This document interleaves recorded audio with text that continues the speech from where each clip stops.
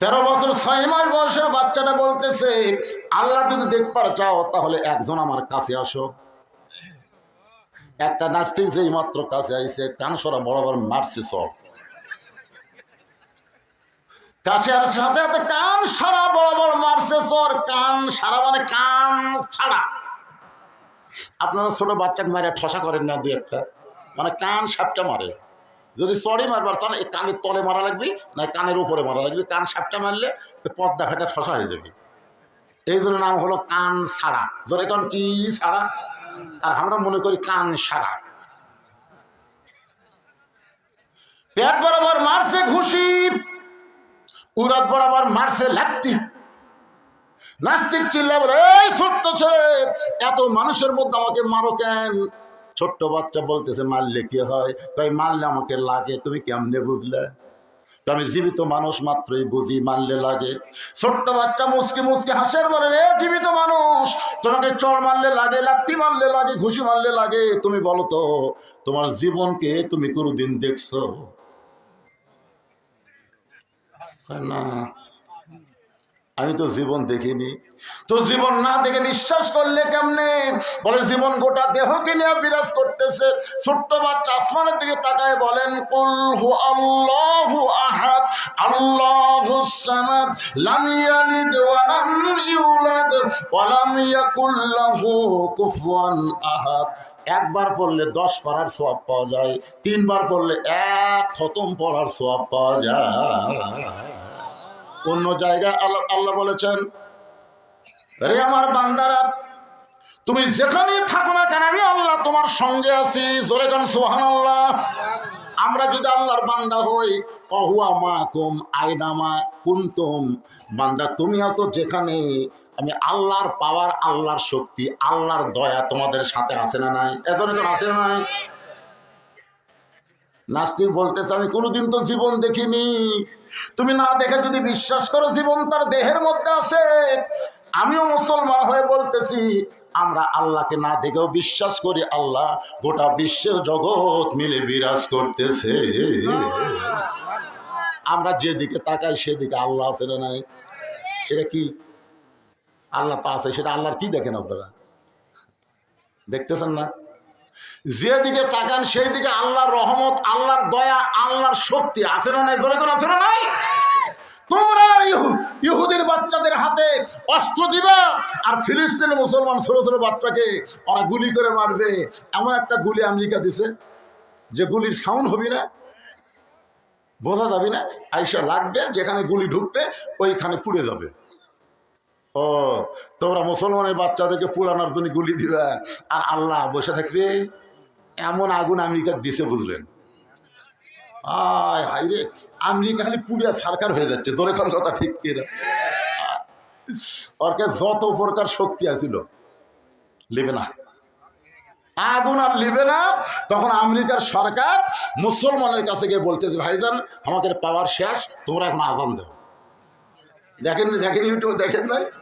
মুসলমানের আজান দিচ্ছে, যতদূর পর্যন্ত আজানের শব্দ যায় ততদূর পর্যন্ত আগুন লিবা যায়। যেরকম সুবহানাল্লাহ। এ পর্যন্ত 1300 খ্রিস্টান মুসলমান হয়ে গেছে।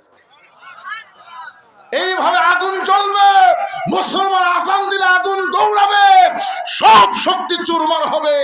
ভগবানের কোনো শক্তি নাই, ঈশ্বরের কোনো শক্তি নাই, গডের কোনো শক্তি নাই, শক্তি একমাত্র আমার আল্লাহর। জোরে কোন কথা ঠিক কি না? খেলা করে আল্লাহ।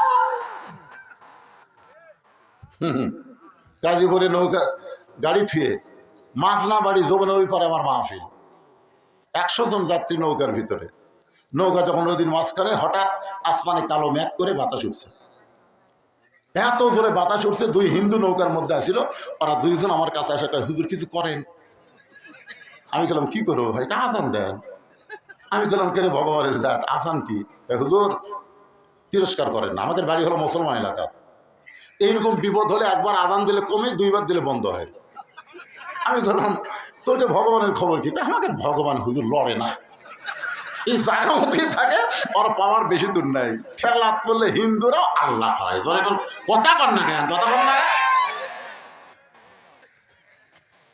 রে নাস্তিকের বাচ্চারা, তোমরা 3 নম্বর প্রশ্ন করেছ। মুসলমানের আল্লাহর আগে এই দুনিয়াতে কে ছিল? তোমরা প্রশ্ন করেছো মুসলমানের আল্লাহর আগে এই দুনিয়াতে কে ছিল? যেরকম আমি বলি আমার আগে আমার বাপ, তার আগে আমার দাদা, তার আগে আমার পরদাদা, তার আগে আর একজন। কিন্তু আল্লাহর আগে কে আসলো রে? এটা নাস্তিকদের প্রশ্ন, আমাদের প্রশ্ন না। আমরা সবাই জানি কুল ও আল্লাহ আহাদ। আমাকে এরকম প্রশ্ন মনের মধ্যে কোনদিন হয়েছে? আসো আমার কাছে, একজন আসো। বলে না, কাছে যাওয়া যাবে না, কারণ কাছে গেলে পিটন হয়। ধরে কারণ কাছে গেলে কি হয়? 13 বছর 6 মাসের বাচ্চা বলতেছে কাছে আসলে পিটন দেব না, আসো। যেই কাছে আসছে বলে গণনা শুরু করো। 1 2 3 4 5 6 হয় না, ভালো করে গোনো। 1 2 3 4 5 কয় হয় না, ভালো করে গোনো। সমস্ত নাস্তিক চিল্লায় বলে এ ছোট্ট ছেলে, যতবার গুনতে বলো ততবার গুনতেছে, এখানে হয় না কেন? বলে যতবার গণনা শুনতে চাই ততবার 1 থেকে গণনা ধরো, 1-এর আগে কি আছে এইটা কেন বলতেছো না? সমস্ত নাস্তিক বলে 1-এর আগে কিছুই নাই। তাহলে শুনে নাও, আমার আল্লাহর আগে এই দুনিয়াতে কিছুই ছিল না। লিল্লাহে তাকবীর। তারপরে আল্লাহ নবী ব্যাপারে প্রশ্ন কয়টা? জোরে বলেন কয়টা? 6টা প্রশ্নের 3টা প্রশ্নের উত্তর হয়ে গেল, আরো 3টা আপনাদের সামনে দিব। আপনাকে শুনবেন না, কিন্তু আমার মা বোনদের জন্য ওয়াজ করতে চাই। আমি ওয়াজটা বন্ধ করে রাখছি। মায়েরা শোনেন, বেশি ওয়াজ আপনাদের জন্য নাই, মাত্র 4টা ওয়াজ রাসূল করেছেন। 1 নম্বর কি? 5 ওয়াক্ত নামাজ। মায়েরা নামাজ পড়ে কিন্তু ওয়াক্ত মতো পড়বার চায় না। তাদের দোহাই দেয়া ওয়াক্ত বাদ দেয়, অন্য সময় নামাজ পড়ে। আমি মায়েদের বলবো, মা, মসজিদ যখন আজান দেয়, ওই আজান দেওয়ার 15 মিনিটের মধ্যে যদি মাগরিবের নামাজ ছাড়া সমস্ত নামাজ যদি পড়েন, তাহলে মসজিদে নামাজ পড়ে মরদ মানুষ যে সওয়াব পাবে, আপনি বাড়িতে নামাজ পড়লে একই সওয়াব পাবে। কিন্তু মাগরিবের নামাজ 15 মিনিট দেরি করা যাবে না। মসজিদে আজান দিয়ে যেমন 5 মিনিট পরে নামাজ হয়, মেয়েরাও তেমনি নামাজ আদায় করবেন। মেয়েদের যে 2 নম্বর হলো রমজান মাসের রোজা। ফেরে পিছন থেকে ওটা ধরলেন, কি হলো? না না, এরা যে একবারে 4-5 জন কি মেয়ে মানুষের ওয়াজ শুনবেন না? আপনারা শুনবেন না?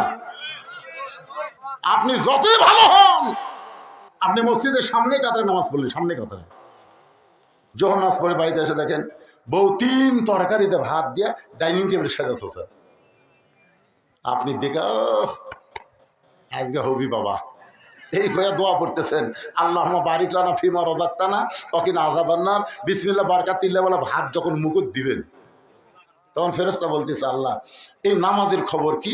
আল্লাহ বলতেছে জাহান্নামী।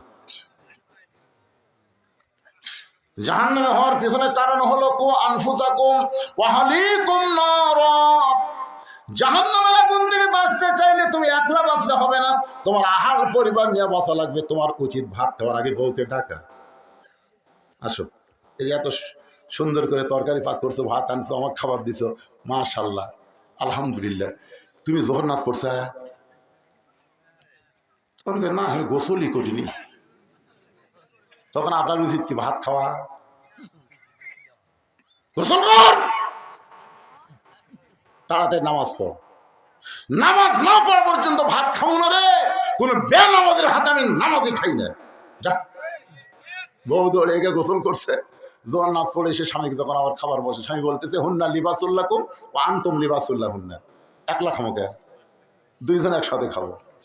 স্বামী স্ত্রী 2 জন মিলে যখন খাবার শুরু করেছে, ফেরেশতা বলে আল্লাহ খবর কি? আল্লাহ বলে স্বামী স্ত্রী 2 জনই জান্নাতি। আমার মায়েরা শোনে, 1 নম্বর হলো নামাজ, 2 নম্বর হলো রমজান মাসের রোজা, 3 নম্বর হলো স্বামীর কথা মতো চলা, স্বামীর খেদমত করা, আর 4 নম্বর হলো সতীত্বের হেফাজত, পর্দা করা। রাসূল বলেছেন, রে মেয়েরা, এই 5 ওয়াক্ত নামাজ তোমাদের সবসময় পড়া লাগবে না, 24 ঘন্টার মধ্যে 5 বার নামাজ পড়লেই হবে। রমজানের রোজা সারা বছর করা লাগবে না, 12 মাসে 1 মাস রোজা রাখলেই হবে। স্বামীর খেদমত সবসময় করা লাগবে না, কারণ স্বামী যখন খেদমত চাবে তখন খেদমত করবা। স্বামী খেদমত না চাইলে খবরদার যেন খেদমত করতে যাইও। স্বামী খেদমত সবসময় করা যাবে না। স্বামী যদি খেদমত চায় তাহলে খেদমত করা লাগবে। স্বামী খেদমত চায়নি, বউ খেদমত করতেছে, বুঝবেন এর মধ্যে মারিফত আছে। মারিফত কি জানেন? এই অজাতা খেদমত করে আপনার বাপ মায়ের বিরুদ্ধে গল্প শুরু করবে। হ্যাঁ, নিয়ত খারাপ তো। কারেন্টের ফ্যান বন্ধ করে দিয়ে তাল পাকার বাতাস করতেছে। স্বামী কয়, কে গো কারেন্ট নাই? কারেন্ট আছে। তো তারপরে কারেন্টের ফ্যান বন্ধ করে দিলে কেন? ওই ফ্যানই তো আমার সতী, ওই আপনার মাথার উপর ঘুরে দেখে আমি জান্নাত পাচ্ছি না, ফ্যান বন্ধ করে তো বাতাস করতেছি। কিছুক্ষণ পরে কপাল টিপতেছে, স্বামী কয়, আল্লাহ আমাকে একটা বউ দিছে। 2 মিনিট পরেই কাঁদতেছে। কে গো কান্দো কেন? কান্দার কারণ হলো তোমার বুড়া বাপ আর তোমার বুড়ি মা আমার কলজা ফেদা করে দিছে। তুমি জানো, তুমি যখন বাড়িতে থাকো না, এই বুড়া বুড়ি আমার সাথে কি হারা লাগে তুমি জানো? এই বুড়া বুড়ির সাথে যদি তুমি থাকবার চাও তাহলে আল্লাহর হস্তে আমার বাপের বাড়িতে পেরে দাও। আর আমার সাথে যদি জান্নাতের সংসার করবার চাও তাহলে এই বুড়া বুড়ি বাদ দেওয়া লাগবে। এখন কি কবা কও, অমা আলাইনা ইল্লাল বালাক। মানে আমার যা ওয়াজ আছে তোমাকে শুনালাম, এখন তোমার ওয়াজ কি? এমন সময় স্বামীর কাছে আল্লাহর কোরআন এসে বলতেছে, ওয়াকাদা রাব্বুকা আল্লা তা'বুদু ইল্লা ইয়াহু ওয়া বিল ওয়ালিদাইনি ইহসানা। জোরে বলেন সুবহানাল্লাহ। স্বামীর কাছে আল্লাহর কোরআন এসে বলতেছে, কে রে স্বামী, তোর বউ যে ওয়াজ শোনালো, তোর উত্তর কি? উত্তর হলো, বউ মরে গেলে বউ পাবো, বউ ছাড়া দিলেও বইয়ের অভাব নেই। কিন্তু যে বাপ মার বিরুদ্ধে ওয়াজ করলো, সে বাপ মা যদি মরে যায় তুই কেমনে ভাবি ক? আল্লাহর ইবাদতের পরই হলো বাপ মার প্রতি দয়া করে, এহসান করো, ভক্তি করো। দরকার হলে বউ তালাক দে, কিন্তু বাপ মাকে কষ্ট দেস না। স্বামী এবার খাট থেকে উঠা বলতেছে, ব্যাগ বুককে আমি সাজা দেবো না তুই সাজালে বাড়ি যাবো? বলতে কিসের বাড়ি? তোর বাপের বাড়ি যাওয়ার চালু না? যা, তোর মতন বইয়ের আমার দরকার নাই। তুই বাপের বাড়িতে যাবো, আমি তো 3 তালাক দিয়ে আরেকটা বিয়ে করবো। তুই কি মনে করছিস মরদ লয়? বউ দৌড়ে এসে 2 পা ধরে বলতেছে, আমি আপনার পরীক্ষা করলাম, আপনি আসলেই ভালো। বউ বলতেছে, আমি আপনার পরীক্ষা করলাম গো, আসলে আপনি জান্নাতি। বুঝছেন? এই জন্য রাসূল বলেছে, রে মেয়েরা স্বামীর খেদমত করবা, যখন স্বামী খেদমত চাবে তখন করবা। অজাতা খেদমত করতে যাও না। অজাতা খেদমত করলেই শয়তান তোমাকে ধোঁকা দিবে। 4 নম্বর হলো সতীত্বের হেফাজত, পর্দা করা। এক দৌড়ে ওলীদ বিন মুগীরা মায়ের কাছে, মনে আছে না ভুলে গেছেন? কার কাছে? মা মারে। ওলীদ বিন মুগীরার মা কয়, কে রে, আমার ছেলে তো এরকম কোনোদিন ডাকেনি, আজকে কেন ডাকতেছে? কি হয়েছে বাবা? উতুল্লিম বাদা জালিকা জানি,